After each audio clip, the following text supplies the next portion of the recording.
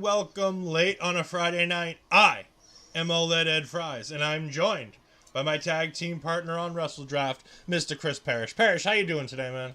I'm doing well. How are you? Doing good. That was an exciting episode of SmackDown to get us going, if I didn't already know what was going to happen for most of it, because You know, I hate it when TMZ is more important than just airing SmackDown live at 3 o'clock in the afternoon. Hello to my other tag team partner, live from Miami, Florida. The one, Astrid Pizarro. Astrid had her panel today. She said it went great. I hope to see stuff from it, if we can, in the near future. Yeah. Let us know in the comments how was it? How nervous were you? Yeah. But we know you killed it because you always kill it. You always do a great job. She's the natural. Yeah. She's the natural. She does great at everything she does. Stars don't break, all right? They shine. And that's what you do, Astrid. You shine. But yeah. Also, I mean, it was a good go-home show on SmackDown. So you can't really argue too much about what we saw. Obviously, it just wants to gear you up for the PLE that is tomorrow afternoon. 17 hours away. Yeah. Well, a little less than 17 now, but yeah. And yeah, we're here to preview Money in the Bank and give you our take on what we think is going to happen with little predictions. And we always like to have fun by kind of putting what we think the order of the matches are. And right away. And Astrid saying she has to catch up on SmackDown. Yeah. There's a little bit to catch up on. There's some things here and there. But before we get to talking about SmackDown and before we get to talking about the show tomorrow, how are we going to get through that show tomorrow? By using Rogue Energy. And you can go to rogueenergy.com and use the promo code OLEPODS to get yourself 10% off your order. Rogue Energy is fantastic. It's a natural version of an energy drink. Mm-hmm. It has less sugar than the other energy drinks. More important, it has great flavors. My favorite, the watermelon. Mel's flavor is that blood orange. I know Perish bounces back and forth between a few different flavors. I'd like to try them all, especially the new one, strawberry mango, that they just dropped. There we go. And what flavors are out of stock last you checked, Mr. Perish? I know you were always on top. They just actually restocked a bunch, so they don't actually have a lot of out of stock, but doesn't mean you need to wait. So make sure you go there. And guess what? On top of that, you can use the promo code OLEPODS and save yourself 10%. But right now, you can also use the promo code BOGO50 if you want to buy 2 tubs and save. Get the second one for 50% off. So they have a lot of great stuff going on. We encourage you to use ours, but at the same time, we're honest people. And if you want to use that one, go right ahead. But you are helping us, and we appreciate that. Yeah. I mean, it's always good to save people money when and where we can. Yeah. But, Energy Olay is sponsored by Rogue, and you know what? It helps us get through our day. There's a bunch of us that use Rogue to get through these hard days, especially my Wednesdays are getting a little bit tough. These back-to-back nights where we got a night show and a day afternoon wrestling, while I love them to death and I wouldn't trade them for the world, it can get a little tiresome sometimes. A lot of content to put out there. It is. And just also want to plug, if you guys are planning on watching Money in the Bank, come check me out on over on my Twitch at the Chris Perish, as I will be doing a live reactionary watch-along with some friends. And if you're still interested, please message me and we can set something up. Already confirmed is obviously myself, our own Chris Best, Joshua Joseph, The Voice, who just launched an amazing interview with Buff Bagwell today, so go check that out. And then also, you may have heard of this guy, but Mark Talks Wrestling. UK's own is going to join us as well. So, if you want to join up, let me know. We can set things up. Yeah, it's a great time. All the links will be down here for right now. But for right now, let's go ahead and get into the show. And what do we think is going to open the show, Perish? Well, you know what? You got to start with a bang. I mean, obviously, when we play Wrestle Draft, you want to get that curve going up. So you got to start with a bang. And I'm going to, you know what? What better bang is there than the men's Money in the match, or Money in the Bank ladder match? Yeah. I mean, this is the most bang for your buck that you're going to get out of this. You get 7, count them, 7 individuals in this match. You've got Damian Priest, Butch, Santos Escobar, the Megastar, Logan Paul, the Megastar, LA Knight. Yeah. You've Yeah. also you've also got Shinsuke Nakamura, who, by the way, I don't know what a little Uzi Vert is, but he just released a collaboration or such with WWE where he has new lyrics over the top of Shinsuke Nakamura's entrance theme. It's fantastic. I've been listening to it all day, but I still don't know what a little Uzi Vert is, so if people should tell me, that'd be great. And also, Ricochet's there. Ricochet might have lost his woman to Rhea Ripley, if you've been watching Twitter today. But Oh if you my haven't, God, is she just hilarious lately? if you haven't seen that video, it's great. Go look for it. It's fantastic. You've got Rhea Ripley seducing Samantha Irvin ringside. Oh, it's fantastic. The whole thing on Twitter with Kathy Kelly and Ricochet and Rhea and it's just chef's kiss. But let's get into this match, Perish. What do you think is going to happen in this match? You know what? I am very interested in this match because we got a few things that can happen here. I mean, we can have that kind of a reoccurring spot like we saw at the Royal Rumble, which I very much am very happy I saw live between Ricochet and Logan Paul. You might see a second coming of that. Or you can see something like a Butch just taking the violence to everyone as all he wants to do is just fight and punch Logan Paul in the face. But can you really blame him? Or maybe there's Santos Escobar there fighting with the heart and the passion and the pride of his Latino world order as he wants to become the men's champion while his counterpart Zelina Vega becomes that women's counterpart. We have B4 Bailey 91 coming in. Too much sports PR available for WWE to not go with Logan Paul. Actually, you can. And as the betting odds right now are going, LA Knight is the current favorite to win. However, I think what's really interesting is we have someone that has not had any sort of conflict with anybody in this match, and that is Damian Priest, and it's very curious on why he's being held away from everyone leading into this match. He might be the one who might be the most dangerous in this match. Butch might be the most unpredictable. Yeah. Ricochet might be the most desperate, whereas Santos might be the most competitive. Logan Paul and LA are going to be the most egotistical, while Shinsuke is going to probably be the most humble in this match. I think LA Knight is your best favorite to win. However, I'm going to go with the dark horse that I said before, Damian Priest, because I think he stands to benefit the most out of a Money in the Bank, because I don't think LA Knight I'm not going to say deserves it. I don't think he needs it. If you heard that pop tonight on SmackDown, I think he'll be just fine without a briefcase. So here's the thing. Let's be honest. This match has 7 people in it. There are only 3 people who are going to win. Like, let's be brutally honest. There's only 3 people who are going to win. Well, actually, only one is going to win. But yeah, I understand that there's 3 that... But I mean, it's also money legitimate... I get it, it's Money in the Bank. But let's be honest. Triple H isn't like Ricochet enough. Sandow won it before. Yeah, But Ricochet ain't going to win this. He ain't sniffing that world title anytime soon. Shinsuke Nakamura might, but I doubt it. I wouldn't even consider him.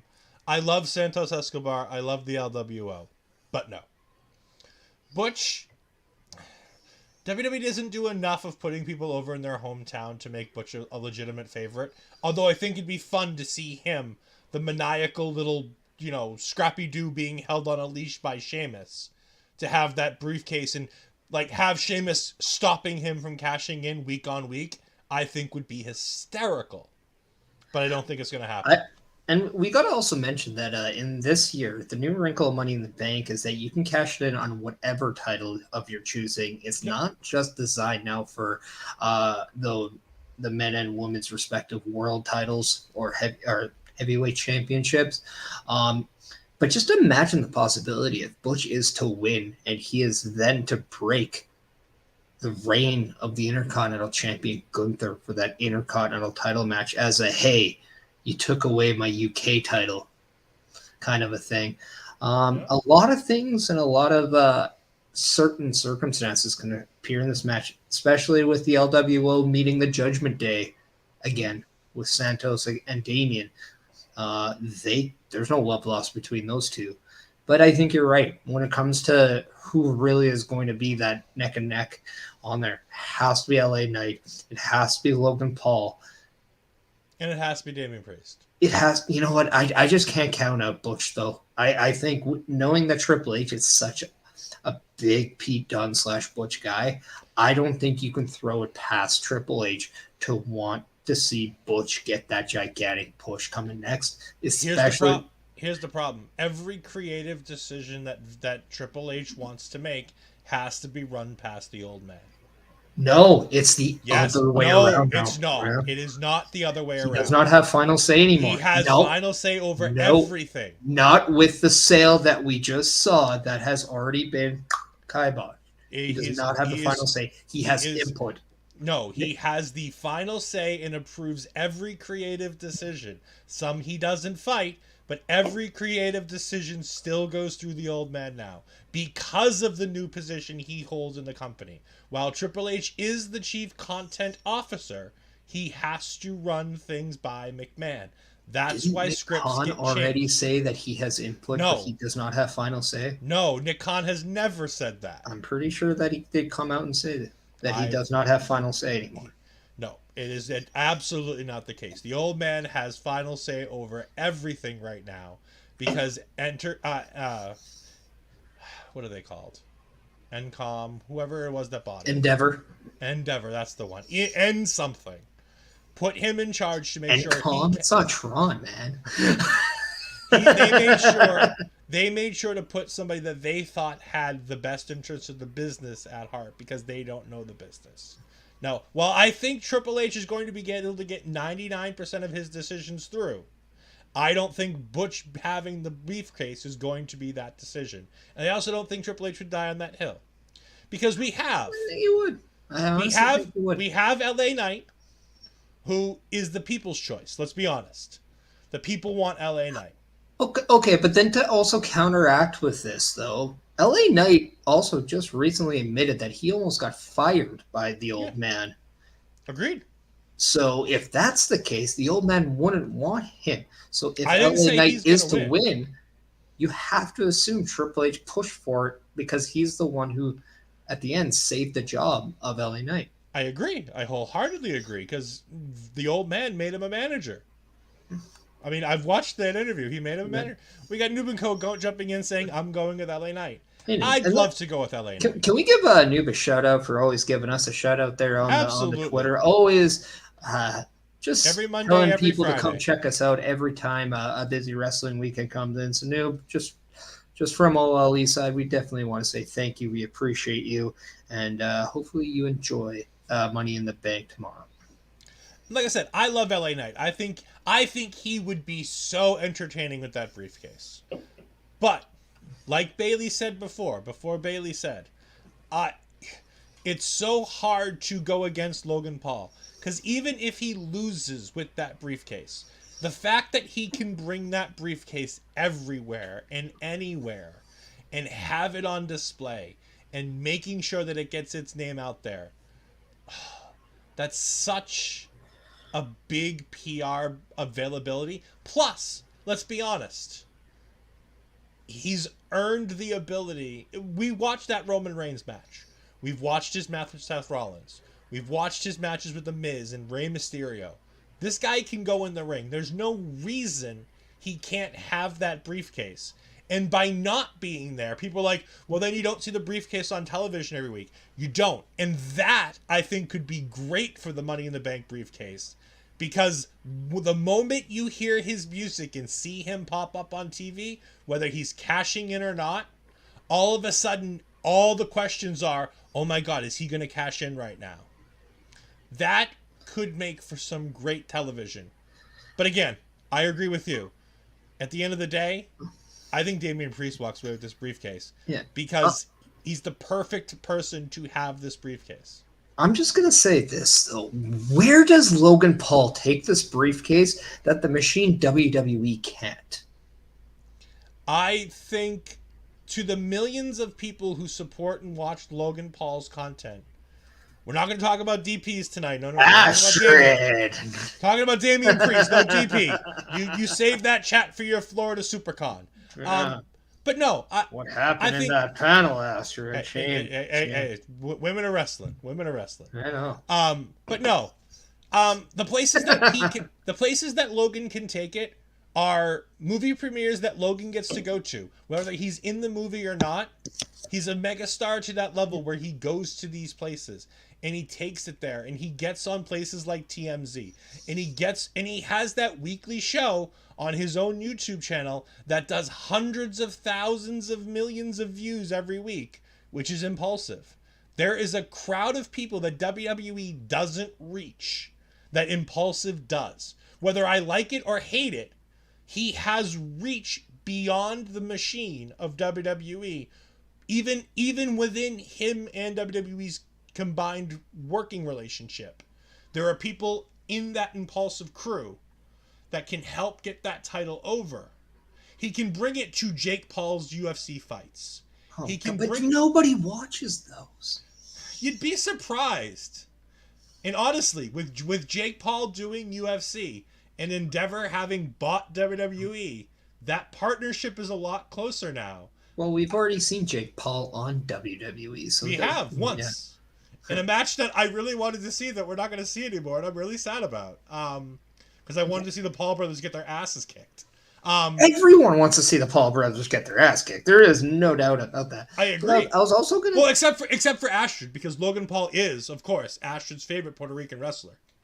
I mean, but I was also going to counter the thing of, if nobody wants to see Logan Paul cash in a Money in the Bank, I'm going to also say they have somebody within their own company already that nobody wants to even hear this guy speak, and we'll talk about him later in Dominic Mysterio. He would have been a better in-house option for Heat to have this than I think Logan Paul. I don't think Logan Paul's even scratched the surface of what Dominic Mysterio is capable of doing, as Astrid has now learned that she opened up a forbidden door that even Tony Khan can't get himself out of. But that's nor here nor there. But yeah, I mean, I think Money in the Bank is going, and we got to remember, this is Triple H's first go around with Money in the Bank. Yep. He's going to have a complete investment in this, a lot more than I think people are aware of.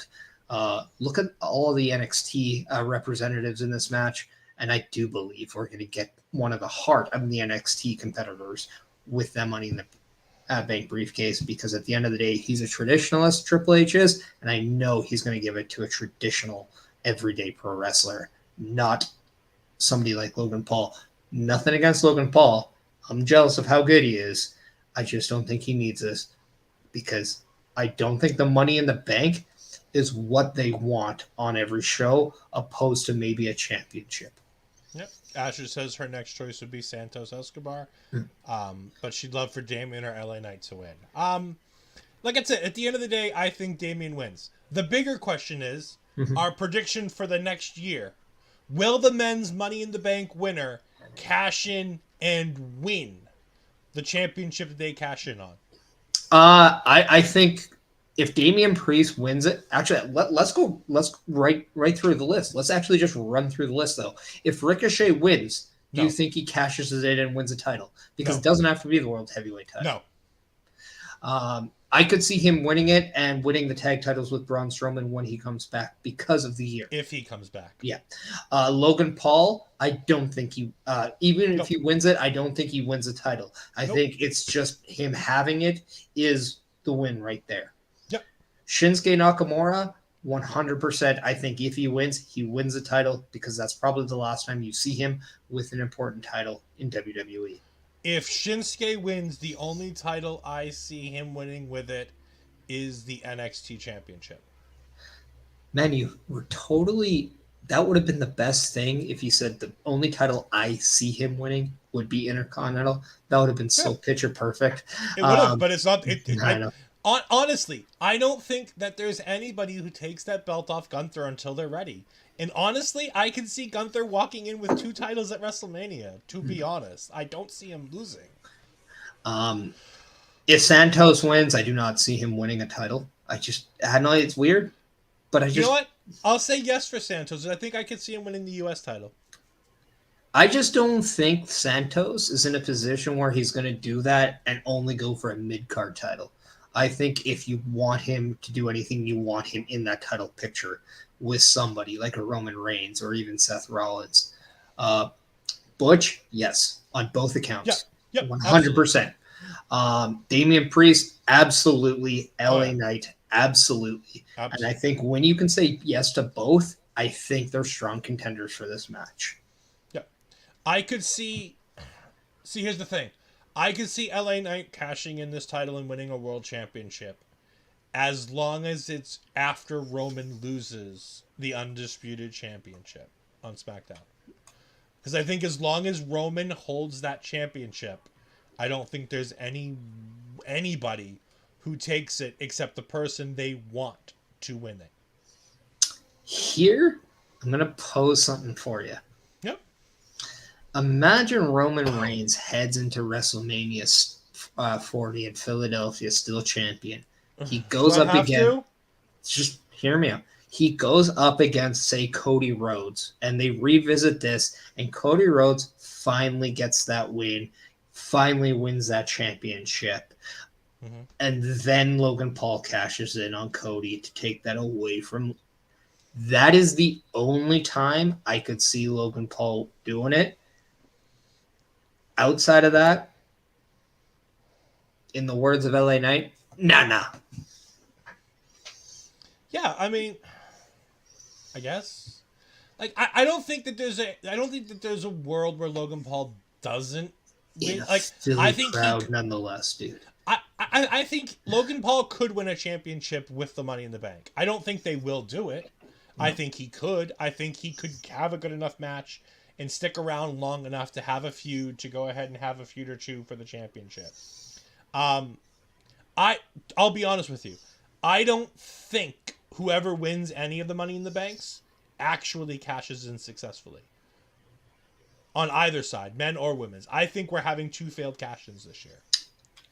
I would put a lot of other people's money up against that. Time will tell. Like I said, I'd love Damian Priest to cash in and win a world championship. I would. I really would. But I think if you get...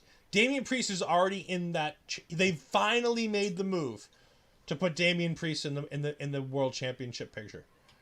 I mean, honestly, for the first time, we have a faction where all the members of the faction are world championship caliber wrestlers.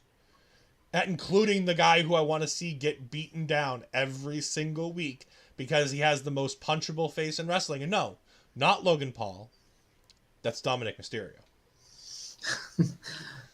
I was so kind of hoping you were going to say somebody else in there, and I think that would have been funny. But no, he's gonna lose against Seth later. Don't worry. Nonetheless, we talked a lot about this match. I know this next match we're not going to talk a lot of because I don't think the match is going to go any more than 9 minutes. You'll be lucky if it gets 9. Yeah, I know. I do think matches are going to get time tonight. All right, in this show, though, that's for sure. But I'm going to go with the next match coming in, and that is the Women's Tag Team Championship. Shayna Baszler, Ronda Rousey versus Liv Morgan and Raquel Rodrigues. I just don't see how you take the titles off the people that just unified them right now. I think that's silly. Even though I can't stand Ronda Rousey, it's just silly. And I wouldn't be shocked if we see somebody on the babyface side turn on their partner. I mean, you mean Raquel. Raquel turn on Liv because... I can see Liv turning on Raquel. I desperately need Raquel to have some personality. You know how Raquel gets personality? She turns heel. Because when she was in NXT as a heel, she was great. When she was NXT as a babyface, she's awful. This girl needs to be a heel. That being said, there's no... as Vince McMahon would say, there's no chance in hell that Shayna Baszler and Liv Morgan, Shayna Baszler and Ronda Rousey. Shayna Baszler and Liv Morgan sounds like a wrestle draft thing that we would have done. Shayna Baszler and Ronda Rousey lose these championships. There's no chance in hell. Hey, in fairness, I had Raquel with Rhea, not Ronda. I had a different double R. Yeah. A lot of double R's on the women's side. Let's just point that one There out. really are. Noob says Shayna and Ronda are winning. I agree. Yeah. Do we want to just move on to another match that we're actually going to talk about and enjoy? Let's just say who pins who to win this match before we do, or submits who. I was going to say I think Liv submits to Ronda, and then Raquel turns on her, and because I know Ronda and Liv want to keep working together. So I have a feeling that's where we're going to keep going beyond this, which is fine. Because I know they want to make up for what some people felt was a bad feud before when Liv won the Money in the Bank and cashed in. Ronda didn't feel like that lived up to what she and Liv thought could happen. Well, it's because Ronda sucks. But, I mean, that's beside the point. But I know both of them think that they can have better matches and do a better job. And honestly, I mean, fine. Yeah. If it gets Liv Morgan on my TV screen, fine. Like, I love Shayna Baszler. I think she's got all the talent in the world. And to me, that this is exactly where I think if they are to build... Isn't she on SmackDown? I'm pretty sure she's on SmackDown. Well, so... Yeah, but the I'll women's... look it up. Yes, but she's not going to be the women's tag team champion, so it's not going to matter. Raquel and Rhea, I think, could be. But, I mean, I have no idea. I think Raquel's on Raw, Rhea's on SmackDown. No, Rhea's on Raw. They're both on Raw. Hold on. Raquel's on Raw? Yeah. Remember, the tag champs can go to any brand. Yes, but they're not going to be the tag champs.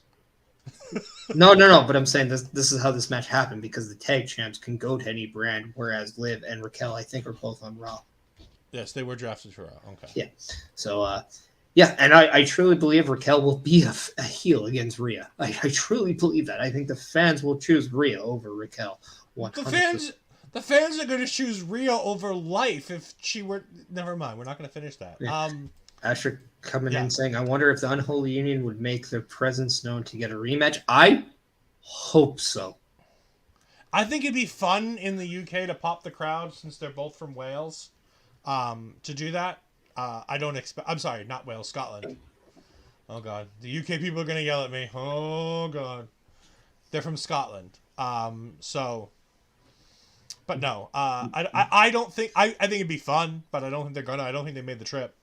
I think this won't happen simply because I think there's another Scotsman that's going to return at Money in the Bank. I'd be willing to put money against that, but... Well, at least other people's money. I don't have money on my own to put against it. Right? I mean, it's all about other people's money. Anyway, we're both in agreement. Shayna and Ronda. Shayna and Namer acted, yeah. The next match I have here, I think, is going to be a banger of a match, and that is the Intercontinental Championship between the soon-to-be longest-reigning Intercontinental Champion Gunther against the original bro Matt Riddle for their Intercontinental Championship. Sorry, we couldn't get a good render of this for some reason, so the render's a little blurry. We apologize. You know what? It is what it is. I'm just saying, the render, we couldn't find a really good one to get here. This is going to be a hell of a match. While Matt Riddle's done a lot of things in his personal life that make me go, ew, Matt Riddle's in-ring talent makes me go, yay. This is going to be a really fun match. Gunther is going to beat the ever-living shit out of him. The numbers game will be too much, and Gunther will win.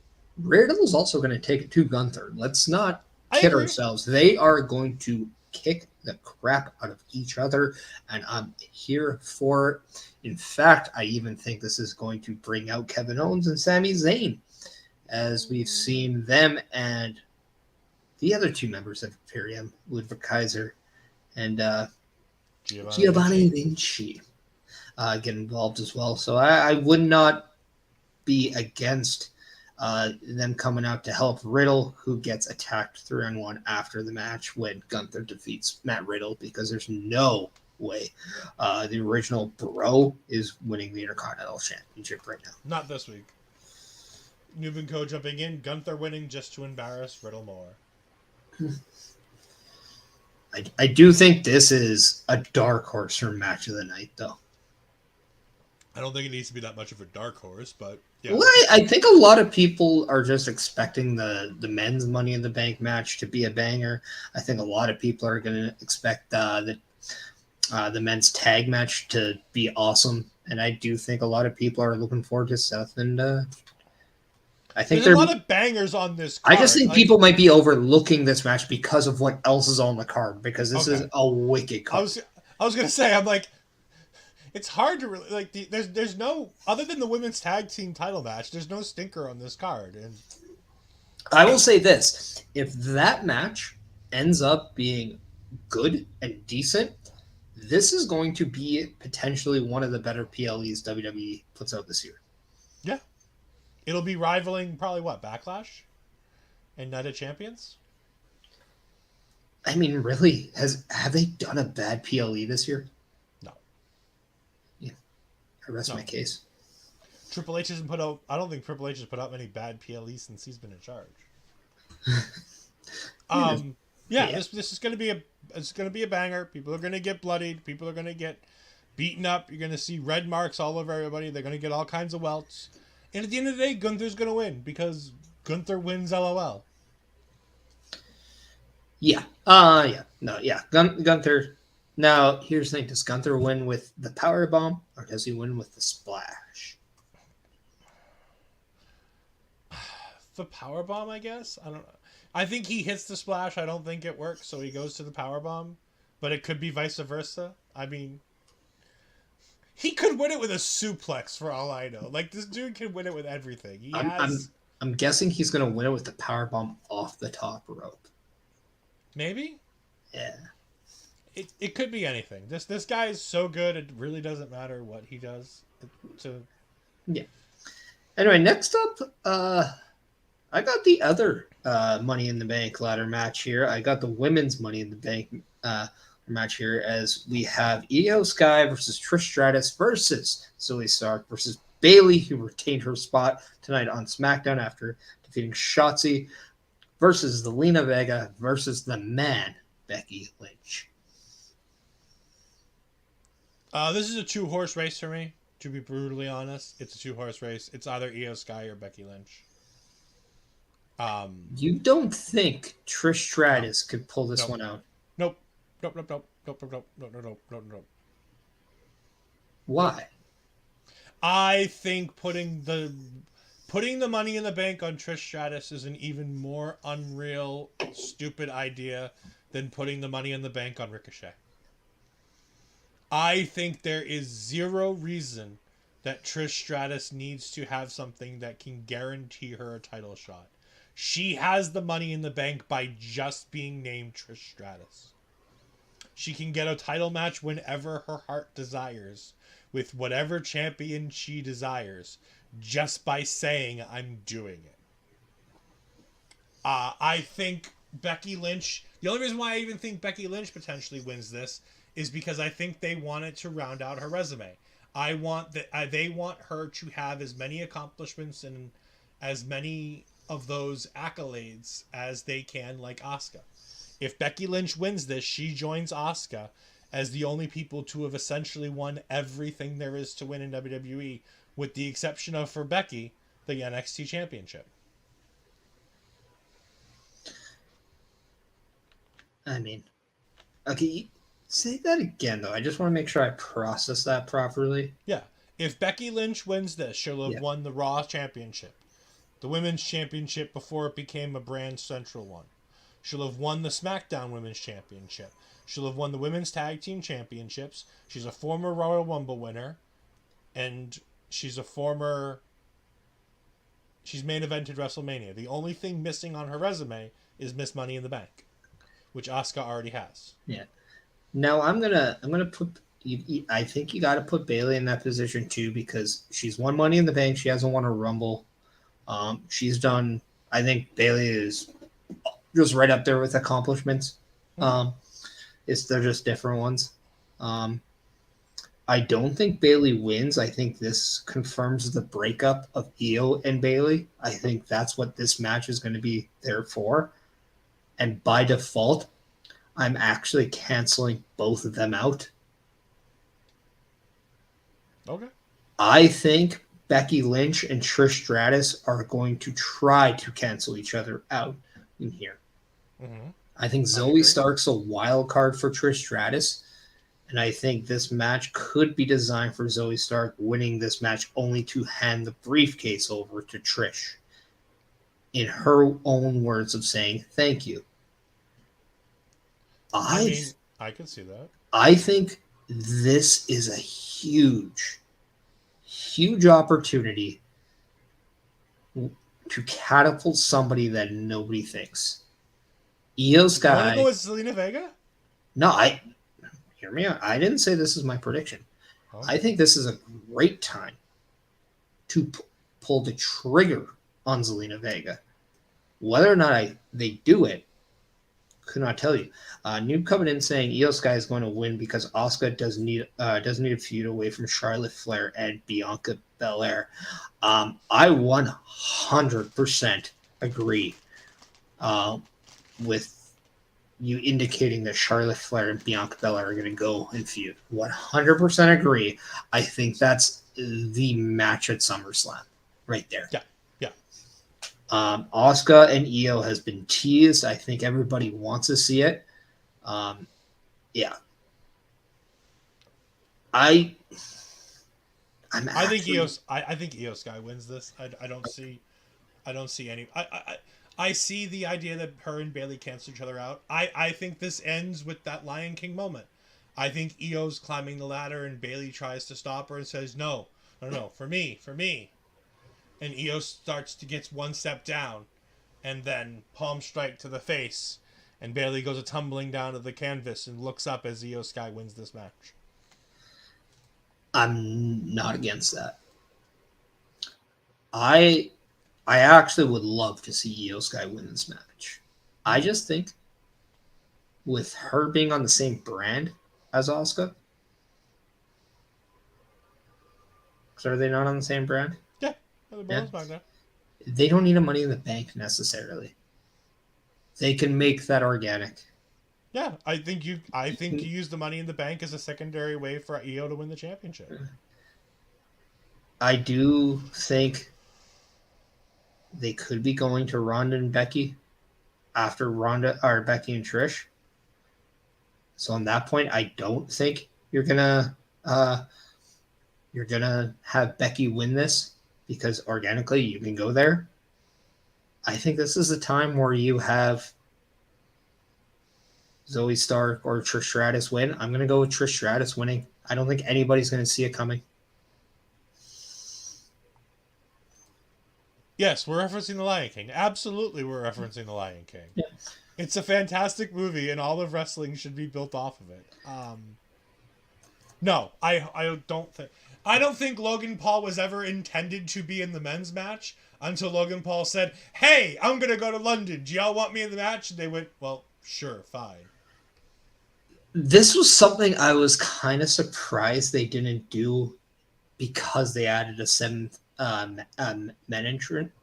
So I was kind of shocked they didn't because I thought Bianca would have made a lot of sense. However, I don't think they will. If let's play devil's advocate and they do last minute, it has to be the only possible person it could be, and it won't, would be Sasha Banks, and it just won't be. It just won't be. I could see them doing it for Charlotte, like they did for Theory, like they did for Brock. Like I could see Charlotte. I could see Charlotte being like, "Look, you promised me Bianca wouldn't get involved in my title match. Bianca got involved in my title match. I want to be in Money in the Bank." I don't think she wins anyways. I really think it's down to a 2-horse race, and it's what WWE wants to do. I love the idea of using Money in the Bank to catapult a new star. Mm-hmm. I would be so happy to be wrong and see Zelina Vega sitting on top of that ladder holding that championship. Astrid would be bawling her eyes out. I'd be sitting there laughing hysterically. That being said, it ain't happening. I think you're not that far away and far removed from gearing up to the Royal Rumble of 2024. I know I've heard Raquel Rodrigues' name being rumored to win that. I think it's better to have Io Sky win that. I think Io Sky can get a championship match whenever her heart contents, whenever they decide to do it. She's built herself up enough to do it. I think she has the feud with Bayley coming, where they break up Damage Control, and she goes on her own. And I think babyface Io versus Asuka makes a whole lot of sense. But I think having that briefcase and being a world championship contender isn't necessarily mutually exclusive. I think you can do both. You can be a world championship contender to get a title shot and still have the briefcase as an in case glass breaks, cash in when I want it. Yeah. Especially with a babyface who's trying to get a heel to fight her. So something that I kind of just thought of, and I wouldn't be against this either. What if Bayley is to win? And hear me out on this. What if Bayley wins and she just uses as the first 2-time women's Money in the Bank because she doesn't count Carmella and that crap because technically that was a replay of a match, not a second one, even though it was the second one. And that's when Io turns on Bayley when she cashes in. They use this as, okay, Bayley becomes the first woman to successfully lose a cash in. I see I did the double negative one on you, but it's because Io Sky went against her. I wouldn't be shocked if they went that route. I mean, stranger things have happened, but I think at this point right now, Bayley is in the I'm going to put people over category, which means I don't see her winning much of anything for the foreseeable future. Hey, in this case, she puts not only Asuka over because she would lose the match, she's also putting Io over. No, I agree.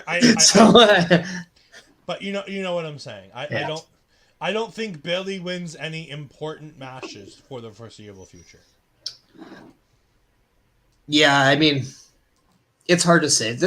What I think we can say about these two Money in the Bank ladder matches, though, especially on this women's side, there is a lot more intriguing storylines going into the match that we don't necessarily see a lot. Sometimes it's just random competitors inside this match. We have a lot of intertwining storylines. And for that, it's been really interesting to see. But I think you have a typo here on the graphic, but we'll deal with it later because I think you have a match in the wrong spot here. But we'll deal with it later.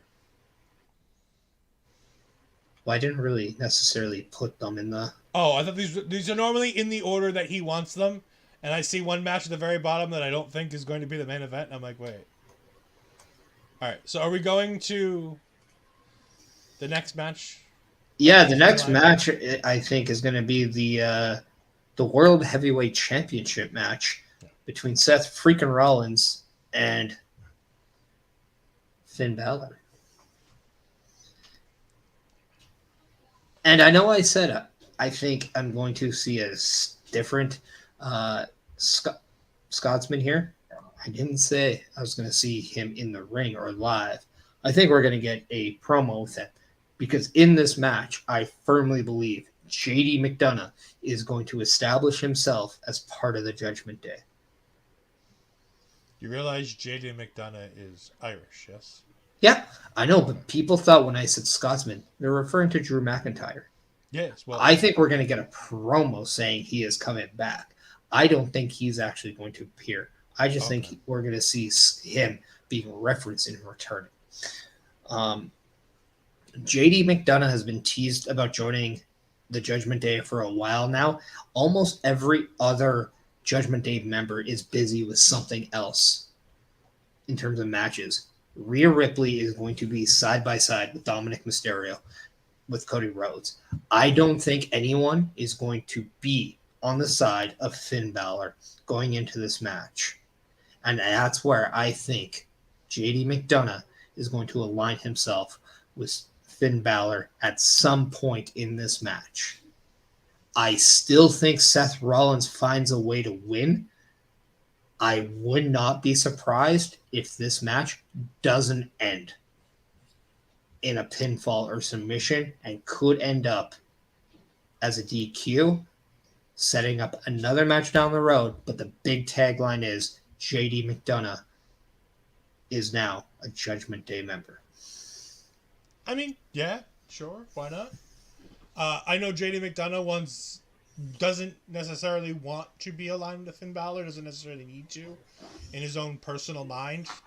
That's not something he's dying to do. No. But Solo also said he didn't want to be in the bloodline. Yeah, I agree. I'm just saying. Yeah. I'm just saying. Just because Finn trained JD, he's made it clear. He's like, look, just because he trained me doesn't mean I need to be aligned with him. I'm more than happy to go about this on my own and do my own thing. I could see it. They've been teasing it for a while. They've been having segments with Finn Balor, with JD just watching the Judgment Day segments. There was a segment a few weeks ago where JD was directly talking to Finn. Mm-hmm. And they were talking about knowing where your friends are and this, that, and the other thing. And it's great. Like, I think that'd be fun. I think he would fit the Judgment Day very well. Judgment Day McDonough, JD McDonough. It all kind of works. I'd love to see, as much as I don't see Finn Balor winning. I don't. I don't see a world where it happens. I've said from the start of the World Heavyweight Championship being revealed that Finn Balor needed to be neither hide nor hair anywhere near this championship, that he was never going to win it anytime soon. And I agree. I don't think he's going to win it anytime soon. However, I think for the lulz, it'd be funny if he were to win it and Damian Priest were to cash in Money in the Bank. That's the only scenario. I agree. And that's the only scenario I see. Similar. That's the only scenario I see Finn Balor winning, is if WWE plans to do the swerve and put Damian Priest over and give Damian Priest the World Heavyweight Championship coming out of this show. Okay. In the words of LA Knight, let me talk to you. On a watch along, I said, hey, wouldn't it be interesting if Finn Balor ended up losing this match against Seth Rollins, but earlier in the night, Damian Priest won Money in the Bank. We had that one promo, ironically enough, after Damian Priest came up to Finn Balor, who was talking with JD McDonough, and said, after asked, that he would not cash it on Finn Balor. What if Damian Priest cashes it in on Seth Rollins and we start seeing that divide between Damian Priest and Finn Balor? I'm now going to take it one step further and align everything I have just said. What if we see Seth Rollins, maybe even escaping Finn Balor, but we see JD McDonough come out, align himself with Finn Balor, and beat down Seth Rollins after the bell, only to allow Damian Priest now to cash in. And ironically enough, JD McDonough has done his service of helping out the Judgment Day by bringing the title back. It just wasn't a Finn Balor. Maybe the smokescreen here is Finn Balor, and the real target is Damian Priest. Yeah, I could see that totally being the way to go with that. It is what it is. Like, at this point, I'd rather see Damian hold on to it for a while and cash in sometime around Royal Rumble, end of the year kind of thing. I think that's a better idea for him. But again, like the pull of having the Money in the Bank on Logan Paul, it makes a whole lot of sense that Seth Rollins has this championship, come May, when Captain America Brave New World comes out, and they have Seth on red carpets with this world championship. Yeah. He can always win it back. I don't think you need to have like that movie ain't gonna come out for what, another year? May. Yeah. Yeah, so I mean, you have time to allow him to lose the title for a bit, only to regain it back later on. Again, we have a lot of big PLEs / pay-per-views where thank you, Becky, for saying on After the Bell that you still have a hard time calling it a PLE, because so do I, damn it. So do I. It's always a PPV to me. But yeah, I mean, I don't think it's out of the realm for them to use that as an option to catapult this title into a different atmosphere as well. So I don't disagree with you on that. But he can always lose it and then regain it back down the road. But this is going to be a banger of a match. I mean, it's been 7 years. Yeah. We've been waiting for this rematch for 7 years. Finn Balor, as he said, is an entirely new person since the man that lost 7 years ago, that had to relinquish the title 7 years ago, is dead and gone. Yeah. And now an even worse Finn Balor is in his place now. I'm super excited for this match.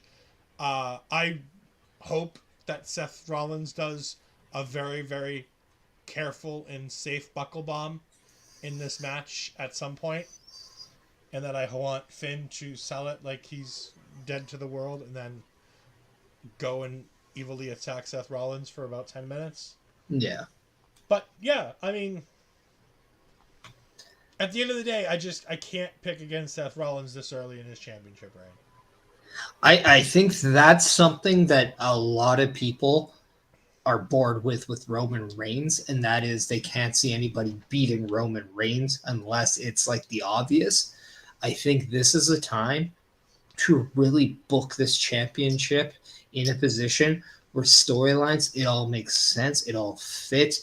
There's unexpected moments and memories, and that's, I think, an unexpected memory would be an early Money in the Bank cash-in that makes sense to establish somebody different. I think that helps the aura of this title. I wouldn't bet against it. However, I agree. I'm not against the idea of Seth Rollins losing the title. And I see plenty of people that can beat Seth Rollins. I just don't see anybody on the roster that beats Seth Rollins in the next 60 days. I think that this title needs... I think this title needs a little bit of stability. And I think the first thing you do when you have a new title is make sure that you have a champion who holds that title for a month or two. Yeah. Time will tell. The one thing I am interested in, non-match related, I want to hear how loud the O2 Arena is singing that song. You know what? I have something to say. I said it in one of my Discords that I listen to. And I'm going to rant about it a little bit here. Ooh, Ed Rant. I'm going to mute myself for this. So, we talked about how much we loved the Canadian crowd for Forbidden Door. Forbidden Door Canadian crowd has been widely said to have been a fantastic crowd.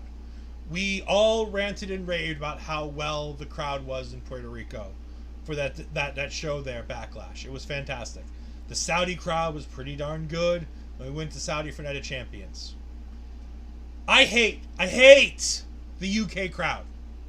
I can't stand watching UK shows for one reason, and one reason alone. When Bayley's in the ring, they only sing that fucking song. I sat there and watched SmackDown tonight and heard them sing that godforsaken fucking horrible song over and over, louder than the announcers, so I couldn't hear the announcers call the action for a shitty match that I didn't even want to watch between Bayley and Shotzi Blackheart, because of the fact that all they were doing was singing that godforsaken shitty song. I hate the UK crowds for their sing-song bullshit. They only want to get themselves over with it. I hate it. It comes from soccer crowds, and I hate it, and I want it to stop. So UK crowds, do better. Stop singing. Just sing the songs like you're supposed to sing when Seth comes out. Sing the song when Nakamura comes out, and then shut up and cheer and have chants, but don't have a fucking sing-song during my wrestling matches. This rant has been brought to you by our local establishment where Ed Fries went a little cuckoo in his opinion. We need to have a little disclaimer at the bottom as I do my rants. These rants are the opinion of Ed Fries and solely Ed Fries. They're not the opinions of our Also, Astrid, if you can, text one buddy. 58 minutes, 30 seconds. But, I mean, I guess you don't like the, hey, we want some Bailey. Ooh. Oh, look, Parish's mic has randomly stopped working. Ain't that a shame? Ed, I can do that to you too. That's fine. But this is petty, and we know where we came from. We don't do that no more. But, yeah, no, this match is going to be a banger. It's going to be an absolute... it's going to be... Might actually be the best match of the night when it comes to pure wrestling. Yeah. And because of that, the emotion's there, the history's there. I honestly think these two are going to be clipped together, or connected together, for the rest of their careers, because they just have immaculate chemistry. And I just hope that the next time we see this match, it's even bigger than what it is. But this is going to be amazing, off the charts.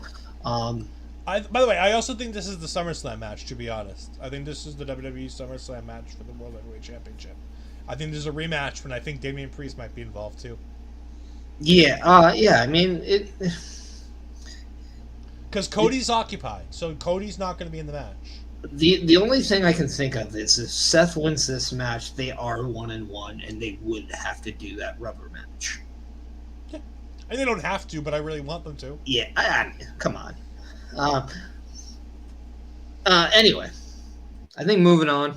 Yeah, absolutely. Next thing, I mean, it's going to be great. But one Judgment Day star to another? No, because it's all but confirmed at this point that Roman Reigns will not main event Money in the Bank. I'll still believe it when I see it. When people tell me Roman Reigns ain't main eventing, I'm like, I'll believe it when I see it. I am going with the semi-main event here. Roman Reigns and Solo Sikoa versus Jimmy and Jay, the Usos, in the Bloodline Civil War tag match.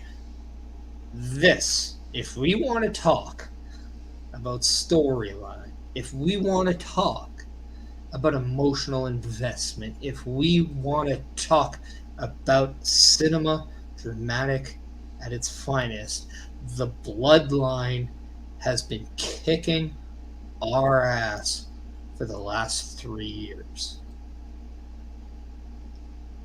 This match is not only family versus family, it's actually two brothers versus one brother and one cousin. Technically. Yeah. And it is going to be one of the most entertaining matches we see this. It just will. You know something big's going to happen because it's the Bloodline. Something big always happens. And I'm just going to get what I think is going to happen out of the way. Solo Sikoa turns on Roman Reigns and joins the Usos after Roman Reigns wins this match. After Roman wins. Mm-hmm.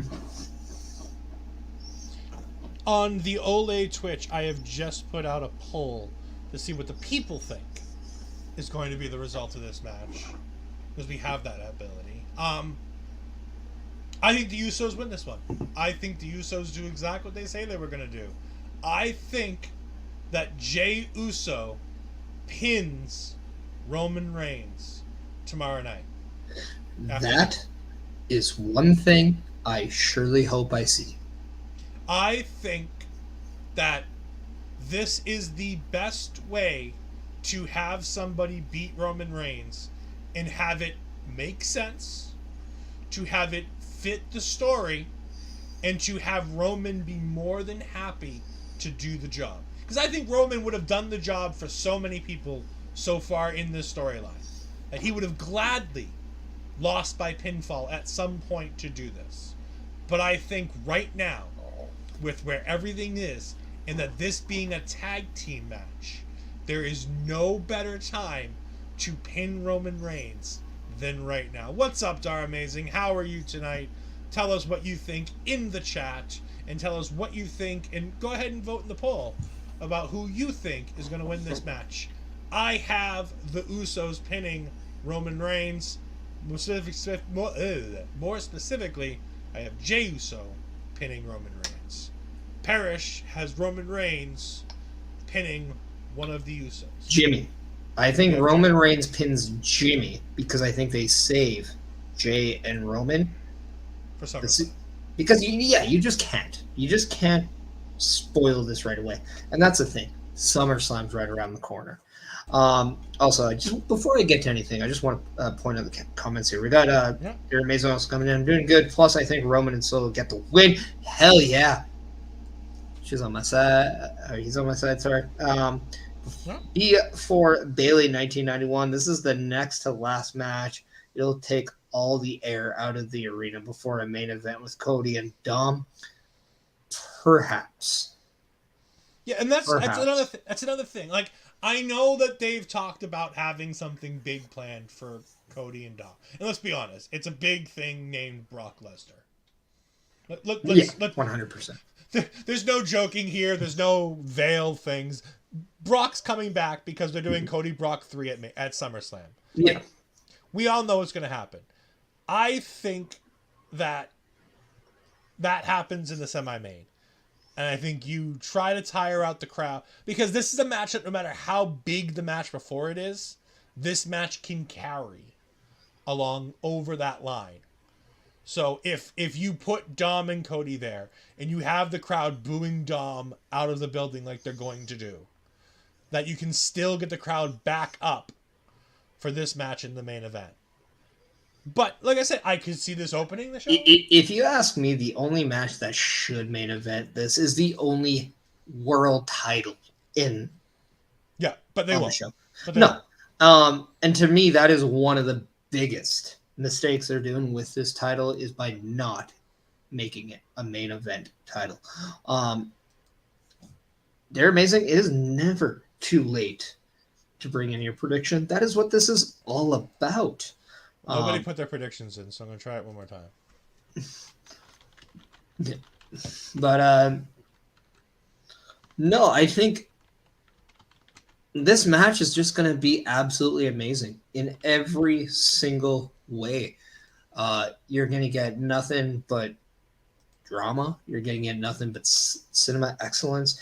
You're going to get probably one of the best performances out of the Usos you'll ever see, and that is saying a lot because, in my personal opinion, they are the greatest tag team of the modern era, and they are a top 3 tag team all time. All right, so the poll's back up again. And I think when it's all said and done, they could be number 1. Yeah. But Roman Reigns right now, I think is on still a streak that is unbelievable. Solo Sikoa to me is the X factor in everything. Did you see the way Solo looked at him? Oh, that Roman tease! Laughed?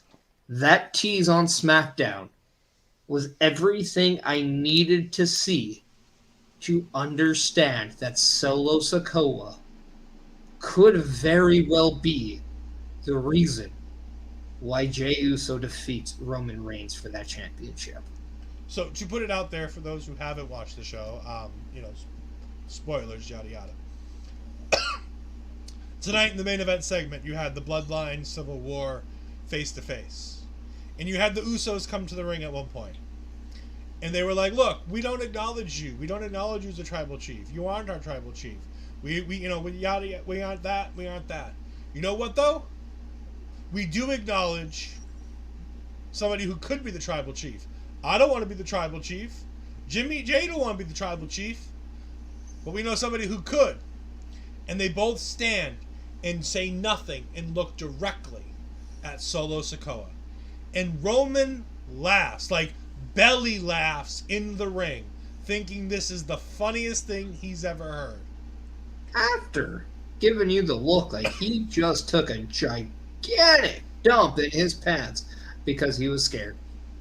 After. Well, he does that after the belly laugh because he then looks to Solo Sikoa, who does not look thrilled to see Roman Reigns laughing. Yeah. And you got Roman Reigns' cry face, and it was fantastic. I don't know if there's a better individual performer right now that has better facials in professional wrestling than Roman Reigns does right now. Yeah, I think Roman Reigns is king of the facials right now. Dear Amazing says, I hope we get a Bloodway 4-way at SummerSlam. Now that would be interesting. Whereas before Bailey 91 says, if Solo left for Roman for the Usos, do you ever see Paul Heyman leaving Roman at some point? Yeah. I mean, when he loses the title. I was just say, Paul will eventually leave Roman like he's left everybody else. That's not a... Like, Roman's not going to wrestle the rest of his career with Paul Heyman by his side. Wouldn't be the first time Paul Heyman left somebody because they lost the title. No, it wouldn't. Or even turn on somebody to have them lose the title. I very much would not be shocked if Paul Heyman is the one to help Cody Rhodes beat Roman Reigns for the championship later on. Maybe. I don't know. That's getting too far in the grass. Yeah, but back to the Fatal 4-Way. I don't want the Fatal 4-Way for one reason. The storyline's been built for Roman versus Jay. If anybody's going to wrestle Roman for the title anymore, I think it needs to be Jay. The only caveat to that would have been, and this is where I think they really messed up with the Money in the Bank. I really think they messed up with Money in the Bank in a couple ways. One, I would have had Dominic Mysterio in that shit. Yeah. I would have had Ricochet or Nakamura out of that match, and I would have had Dominic Mysterio in there. Secondly, and more importantly, I would have had Solo Sikoa in that match. Interesting. I would have put AJ Styles. Nope, I would have put Solo... And here's why I say Solo Sikoa. Because I think you could have done Roman Reigns versus Jimmy Uso at Money in the Bank. And I would say that you then have Roman continue to beat Jimmy after he wins. And beat him down, and beat him down, and beat him down. And then that's when Jay gets back in there. And that's honestly where I would have had Jay turn. I would have had Jay turn here as opposed to 2 weeks ago. I would have had Jay turn here and turn on Roman Reigns and save his brother. And then you build to Jay versus Roman at SummerSlam with, in my mind, Solo Sikoa holding that briefcase. And if you want to pull the trigger on Solo Sikoa versus Roman, that you do it that way.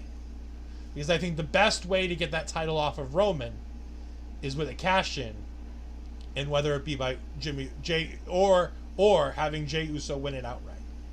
Yeah, I'm gonna actually disagree with that. I think the best way is having somebody outright beat him for it. I think that's the only way you end this type of incredible reign from Roman.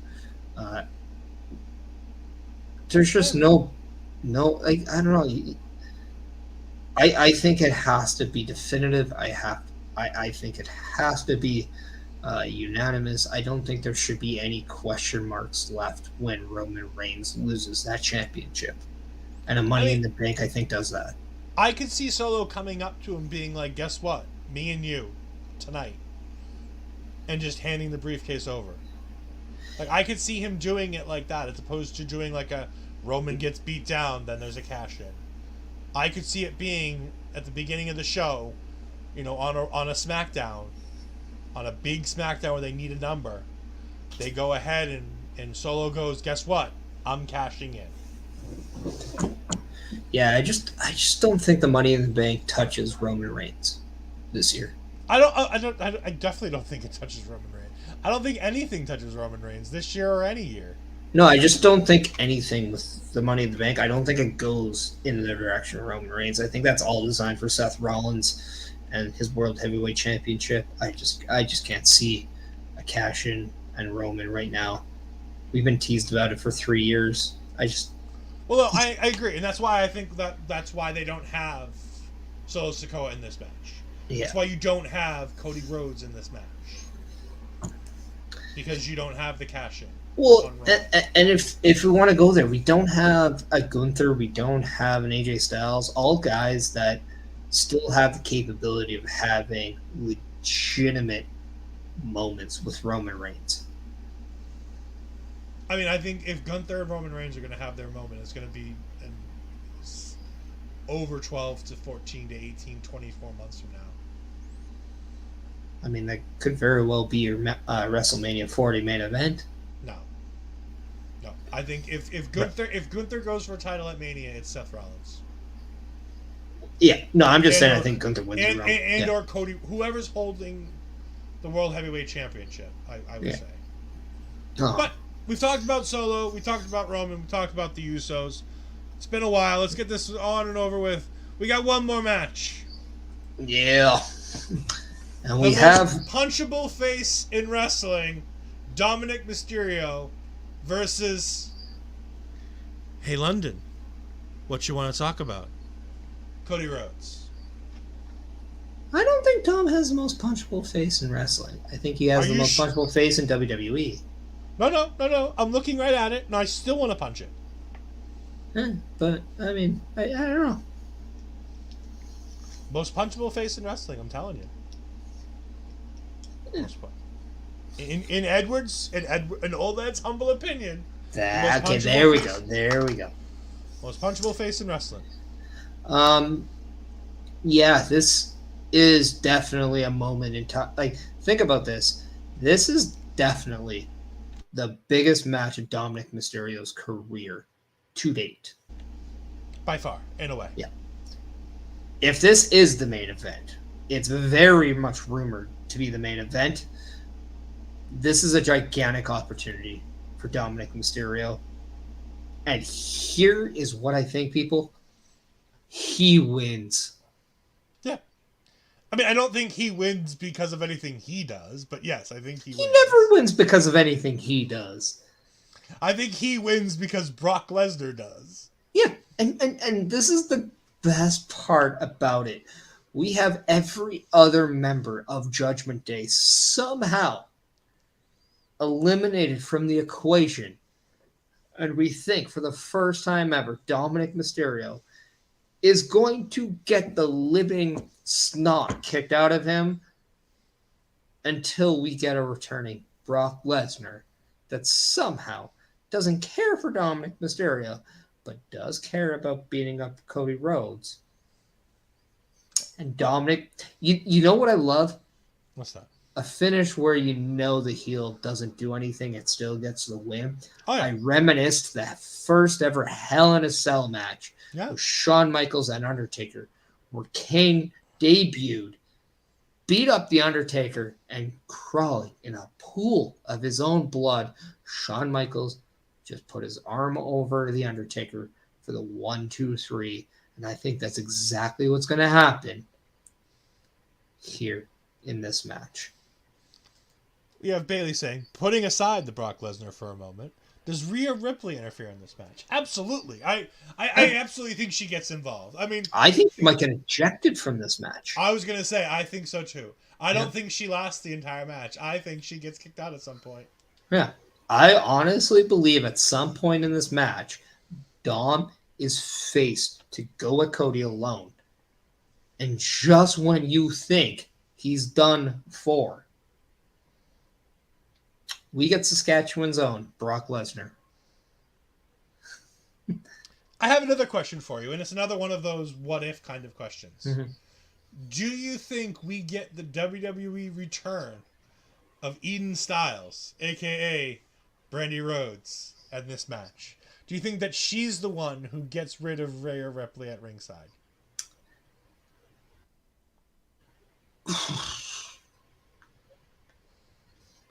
I hope not. And that might be the nicest way I could say it. Oh, I agree. I don't want to see Brandy. That being said, We saw Pharaoh on Raw. I know. And where Pharaoh goes, I we mean, saw... they were in Georgia though, I where agree. Cody lives. I'm just saying, when Pharaoh shows up in a company, Brandy Rhodes isn't far behind. Brandy's about to have another open mic night, bitch. Oh. Brandy's horrible at this whole in-ring stuff. But that being said, I could see Rhea getting involved and Brandy being on the other side of the apron and climbing over and getting in Rhea's face and dragging themselves to the back. I don't want to say that Brandy gets the better of Rhea Ripley because that's not going to happen. But I could definitely see them fighting their way to the back to get Rhea away from ringside. I think there's going to be an opportunity to come where I wouldn't even be shocked to see Cody Rhodes bait Rhea in, and kind of very much similar in a similar way of how Seth Rollins did it to get Judgment Day kicked out and Rhea Ripley kicked out. Yeah. I think this is going to be very much Cody is on the top of his game. Dominic Mysterio is going to look vulnerable as he ever has. And then the most unthinkable person to help Dominic Mysterio will help Dominic Mysterio. I don't know if he's going to help Dominic Mysterio as much as he's going to hurt Cody Rhodes. Hey, by indirect means, that's helping Dominic Mysterio. I know. I'm just saying. I know. But folks, that is Money in the Bank. Yeah. To go over it again, Perish has Dominic Mysterio, Roman Reigns and Solo Sikoa, Seth freaking Rollins, Trish Stratus via Zoe Stark, Gunther, Shayna Baszler and Ronda Rousey, and Damian Priest. I have Dominic Mysterio, Jimmy and Jay Uso, Seth freaking Rollins, Io Sky, Gunther, Shayna Baszler and Name Redacted, and Damian Priest. Dara Amazing has Cody winning. I would like Cody to win. I mean, I'm sure he's going to attack both of them. But I think it's going to be the refs down, Brock comes out, F5s them both, and then grabs Dominic Mysterio by the shitty little hair that he has on his shitty little head and just tosses him on top of Cody for the win. The one thing I could see is if he just gives Cody Rhodes a bunch of suplexes with like a ref out. Maybe maybe the ref is busy trying to move Rhea out of the ring, or there's a melee with the Judgment Day and somebody else. Yep. I don't know. Or maybe gets knocked out. But I think it's a suplex, city, boom, F5, multiple F5s to Cody. Dom's laughing. He gets F5, but somehow he's F5'd on Cody Rhodes. The ref now, is it going to be the F5 or is it going to be the deep sea diverticulitis? The F5. All right, I just want to make sure because, the movie's apparently called both things because Kevin owes a cheeky little chap over in PWG. Dar Amazing says he has Io Sky, LA Knight, Gunther, Shayna and Ronda, Seth Rollins, Cody Rhodes, and Roman and Solo. But that has been Pay-Per Previews. Thank you for joining us. Perish, where can the good people find you in your watch-along tomorrow night? Yeah, if you want to come and watch a couple of idiots, including myself, watch some Money in the Bank, come check out twitch.tv/the Chris Perish, as there will be a watch-along reactionary video that has not only myself, but Chris Best, Mark Talks Wrestling, and the voice Joshua Joseph, and who knows, potentially more. All you have to do is let me know. And we're going to have some fun with Money in the Bank. And directly following that, you're going to watch our local establishment with Pay-Per reviews. as the panel discusses the PLE that was Money in the Bank. And of course, you can find me on Twitter at EdFries12584. You can find me on Twitch at EdFries2002, where I do gaming content, mostly Marvel Snap and WWE 2K23.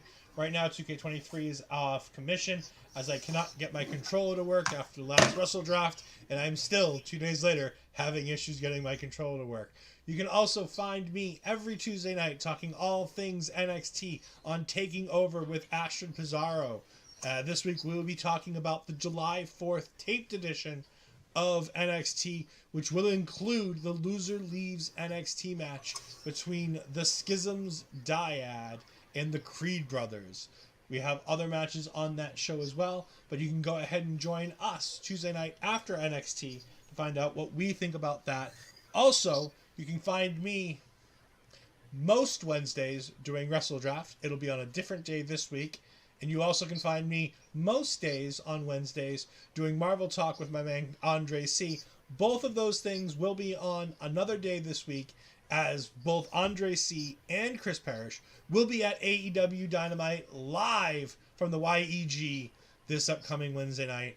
But don't you worry, because coming soon to a Twitch channel near you is going to be Ashton Pizarro and myself talking TakeOver, as we go ahead and recap all of the NXT shows that were called TakeOver or that preceded TakeOver, starting with Arrival and going from there.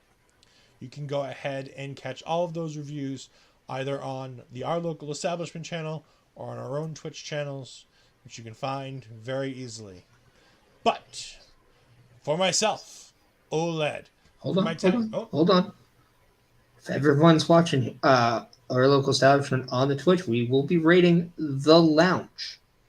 All right. So just let you know. Nice. Ed, no, continue. For Ol'Ed, for my tag team partner, the Chris Perish, we will join you next time. So have a great night, and we'll see you soon. Goodbye. Hold on. Forgot the button.